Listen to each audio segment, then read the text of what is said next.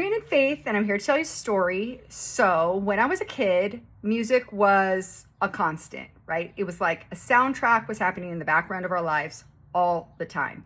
And my dad would easily prioritize having new music, a better sound system, what have you, cable television, over us having food in the fridge because music was just like that transcendent thing for him.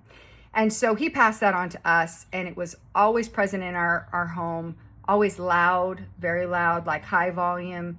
Music was always in the background. And sometimes it was the foreground, again, because the volume of it would be so high.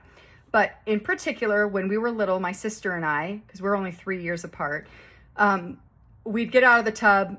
We're, all decked out in our PJs, hair freshly washed and combed. And we'd go out to the living room. My dad would be rocking out, and he would say to us, "Be daddy's little headbangers." And so we would run around and dance and, thrash our hair and, tangle it, I'm sure, which my mom was, obviously delighted about having to rebrush out for us. But we loved it because it was so fun to engage with our dad in this way. And so he would be doing his air guitar, which didn't involve a lot of movement, but he'd, just be eyes closed and vibing with the guitar riffs, especially any guitar solo. And so much fun. He would do, air band with drumming too, but only on occasion.